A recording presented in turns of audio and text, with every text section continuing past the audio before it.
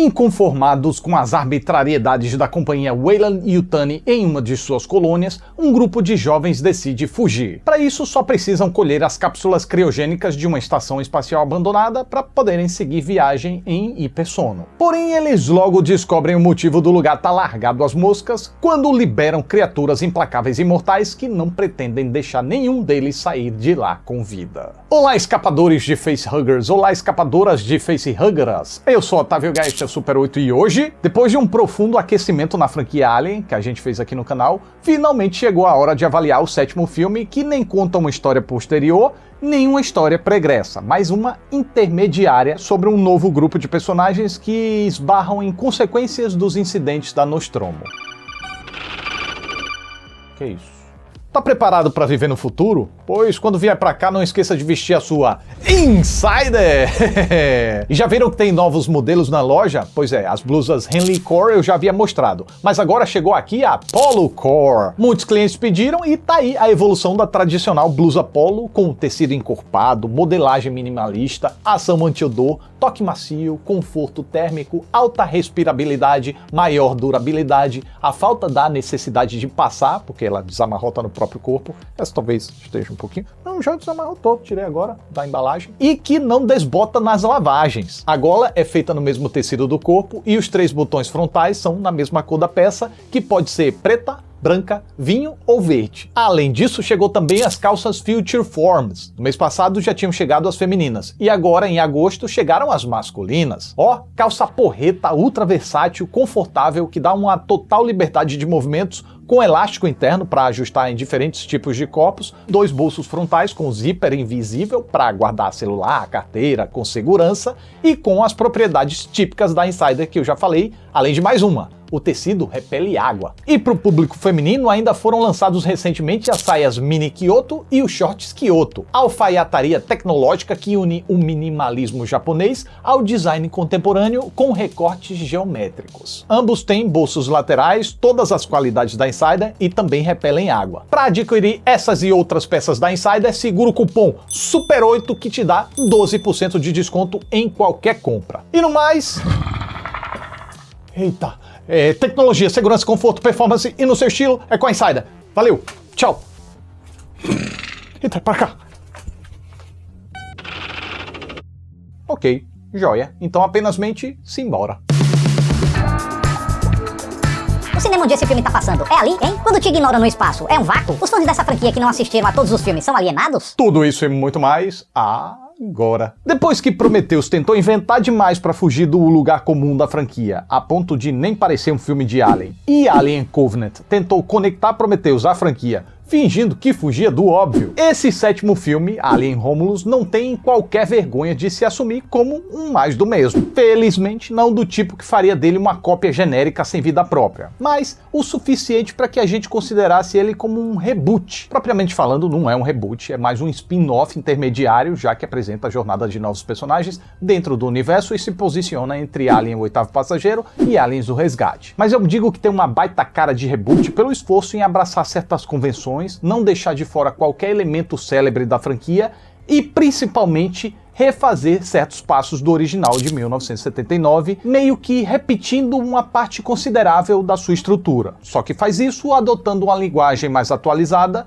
para se comunicar com as novas gerações e, quem sabe, nesse processo arrecadar novos fãs. Enquanto isso, para os fãs das antigas, essa familiaridade pode ser absorvida como homenagem e o tal apelo nostálgico. Até porque menções e referências a certas marcas, elementos, personagens e easter eggs não faltam aqui para deixar a gente com aquela satisfação de quem teve a memória massageada. O que dá para notar desde coisas bobas como o pássaro bebedor, passando por acordes da trilha sonora clássica, e de Prometheus também para mostrar que nada foi deixado de lado e que tudo é parte canônica do mesmo pacote. Até aquela atmosfera de terror de sobrevivência em salas, corredores e dutos escuros de uma instalação espacial. Então sim, para os fãs, Alien Romulus pode realmente ser um deleite, mesmo não trazendo tantas novidades assim. Eu mesmo, estando com a franquia fresca na memória, senti um clima de familiaridade enorme, como se eu fizesse parte daquele universo e reconhecesse tudo ali como algo oficial e não como uma mera imitação, sacomé? Por isso, inclusive, eu digo que Alien Romulus se parece mais com Alien o Oitavo Passageiro e Aliens o Resgate do que qualquer outro filme da série, incluindo as frequências Prometheus e Alien Covenant, que foram dirigidos pelo próprio diretor do original, Ridley Scott. Agora, pergunto eu, seria isso suficiente para tornar essa sétima entrada na franquia um bom filme? Eu te digo com absoluta certeza. Não, de forma alguma isso seria suficiente. Apelos nostálgicos não preenchem filmes se eles não forem bem amarrados e se não houver uma justificativa razoável para esses apelos estarem ali. Além disso, fórmulas cansam, convenções entediam e clichês aborrecem. Portanto, a meu ver, Alien Romulus tinha tudo para ser uma obra previsível e aborrecida, já que além de seguir muitas das cartilhas que a gente já conhece desse universo, não parece trazer qualquer consequência, qualquer impacto para esse mundo também. Pois é, os realizadores Fede Álvares e Rodolfo Sayagues tiveram tanto cuidado para não mexer na linha de eventos canônica que realmente conceberam uma história ali na meiota que não tocasse ou interferisse em nada que a gente já conhece. O que cabe, tá? A franquia Alien tem tantas lacunas entre os filmes que espaço tem demais para inserir novos capítulos no meio. Mas isso não quer dizer que esses capítulos não vão ser fillers, ou seja, episódios que não mudam em nada o contexto geral do universo. E no caso de Alien Romulus, sim, esse é precisamente um filler, além de mais do mesmo, como eu já falei. No entanto, para nossa sorte, eu acredito que estamos diante aqui de um bom exemplo de filler mais do mesmo. E aí eu volto naquilo, se pela premissa o negócio tinha tudo para ser frustrante, na prática não foi, graças ao arrumadinho roteiro da dupla Álvares-Sayagues e da direção caprichada de Fede Álvares, que mesmo não concebendo acontecimentos tão surpreendentes assim para quem já está vacinado na franquia,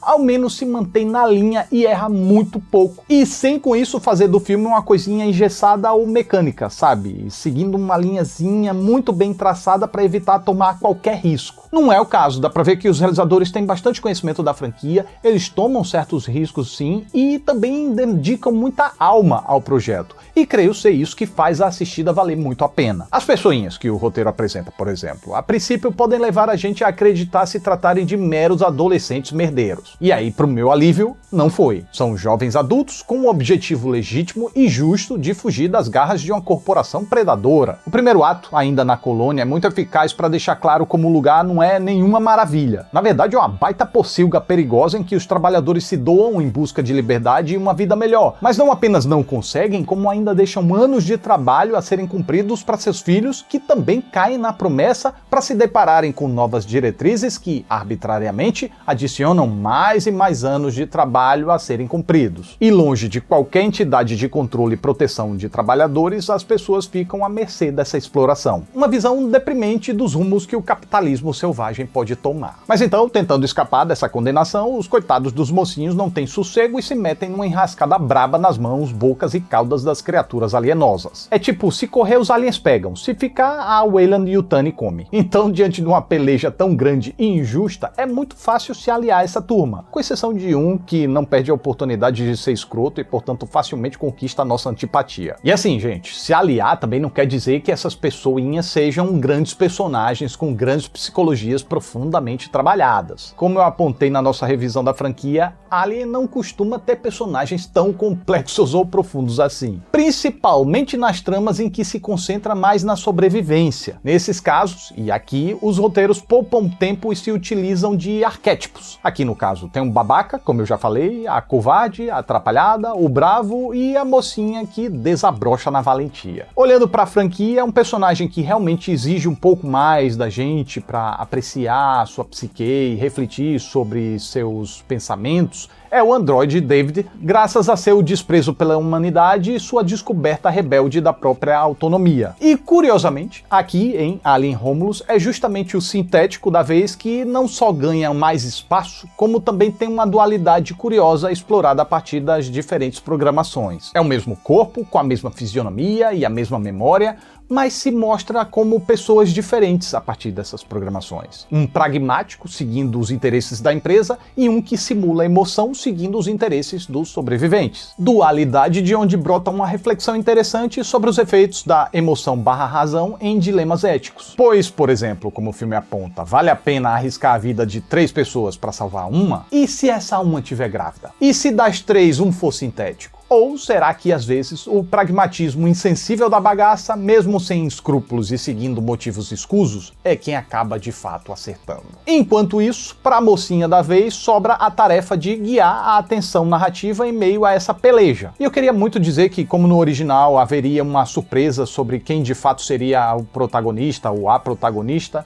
mas não é o caso não. Os roteiros de Álvares e Sayagues costumam deixar uma incógnita muito forte sobre de quem seria a história que a gente está acompanhando, permitindo assim uma sensação de que tudo pode acontecer com qualquer um. Mas não foi o que aconteceu aqui não, pois eles já foram bem mais convencionais nesse sentido. Assim que os personagens são apresentados, já fica claro quem está à frente da bagaça e pela dedicação que a narrativa faz para acompanhar essa personagem, fica claro que não deve haver qualquer subversão nesse sentido. Mas olha, é uma personagem bacana de acompanhar. A Cailee Spaeny até se inspira pela Tenente Ripley, mas não copia. Ela tem uma própria personalidade aqui que vai se desenrolando, se desenvolvendo ao longo da narrativa, chegando à valentia necessária para enfrentar as adversidades do seu próprio modo. E falando nisso, acho que cabe mencionar como Alien Romulus explora o terror de sobrevivência. Bom, são pessoas fugindo de uma ameaça implacável até ir um a um padecendo. Sem viajar como Prometheus fez, não tem muito para onde ir de forma macro. Agora, o que é legal é que, de forma micro, olhando para situações específicas, eu acredito que o texto até fez desvios interessantes, utilizando elementos conhecidos, só que em contextos diferentes. E tal comunhão de especificidades até conseguiu trazer um diferencial suficiente para fazer esse filme ser mais próprio. Aqui eu me refiro à motivação dos personagens, como eu já falei, que tem bastante ligação com a Weyland-Yutani de forma bem expressa, como nenhum outro filme fez até agora, assim como a importância que certo androide secundário ganha ao longo do desenvolvimento,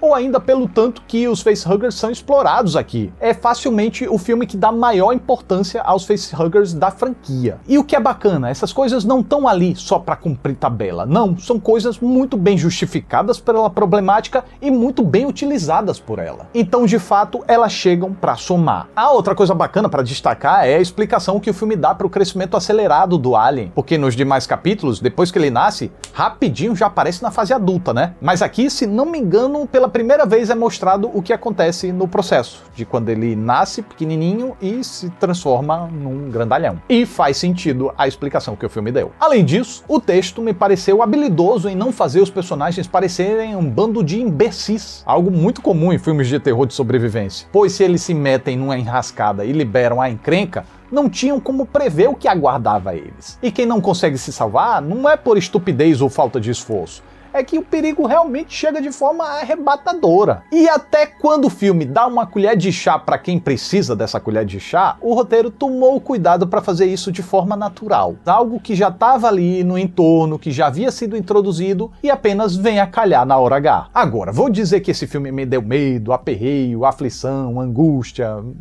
Não, no máximo eu senti uma tensãozinha aqui ou ali, mas não creio ter sido falha do filme não, pois como eu antecipei, a direção de Fede Álvares me pareceu bem corretinha em todo e qualquer esforço que tenha feito, na exploração do cenário, na escuridão, do bicho se movendo por trás, usando câmera mais fechada nos personagens para não deixar a gente saber se o bicho tá perto ou se não tá, explorando a necessidade do silêncio em certas cenas, mas é que sendo o 7º filme da franquia, não tem nada aqui que me fosse desconhecido, estranho ou inesperado e, portanto, tal familiaridade me deixou vacinado e numa zona de conforto. E conforto não é bem o que a gente procura num filme de terror, não é verdade? É verdade. Por exemplo, assim, quando um certo personagem é infectado pelo facehugger, a atenção disso não surtiu qualquer efeito comigo. Até Alien a Ressurreição consegue tirar uma tensão de iminência nisso. Quando é que vai acontecer? Quando é que vai acontecer? Mas nesse caso aqui não tem iminência porque a gente sabe que o negócio precisa acontecer pro filme poder se desenrolar. Até mesmo o apreço por sanguinolência e sordidez do diretor, que podia fazer o terror se destacar, me pareceram comportados aqui. Não me entendam mal, não é que o filme seja tranquilo, suave de boas, mas é que esse seria um ponto que o filme poderia ter sacudido as minhas estribeiras, pelo menos. Foi mais gráfico do que os clássicos, mas não de um jeito que me levasse para algum lugar muito inesperado. Mas eu vou chegar num ponto de dizer que isso estragou o filme? De forma alguma. Comigo, o terror não foi tão eficiente, mas a satisfação da experiência foi garantida com sucesso, graças à possibilidade de retorno a esse universo de forma alucinante, com ótimos enfrentamentos e com ideias redondinhas em que tudo parece estar no lugar certo e fazer sentido. Quer dizer, nem tudo. Não fez muito sentido para mim a estação espacial, que era um local de experiência científica, ter a mesma tecnologia da nave Nostromo, que era um caminhão do espaço defasado, e não uma tecnologia mais próxima das naves Prometheus ou Covenant. Mas tá tudo bem, né? Isso é mera tecnicalidade que até valeu pela homenagem e pela volta às origens. E no mais, trama, personagens, atmosfera, condução narrativa, tá tudo engembradinho, de forma que Alien Romulus pode não inventar muito, não levar a gente para zonas mais inexploradas, mas pelo menos erra pouco. Erra muito pouco, se é que erra. E essa é minha reação enquanto eu assistia ao filme. E lembrando que a loja da Insider tá cheia de novas peças. São novos cortes, tem Apollo Core, tem blusa social, tem calça, tem saia, tem um monte de coisa, gente. É só encher o carrinho aproveitando o meu cupom SUPER8 que te dá 12% de desconto em qualquer compra. Beleza? Joia! Então é isso, mas o SUPER8 tá chegando ao final. Eu fico muito grato pela atenção de vocês. Muito obrigado, até a próxima aí. Tchau.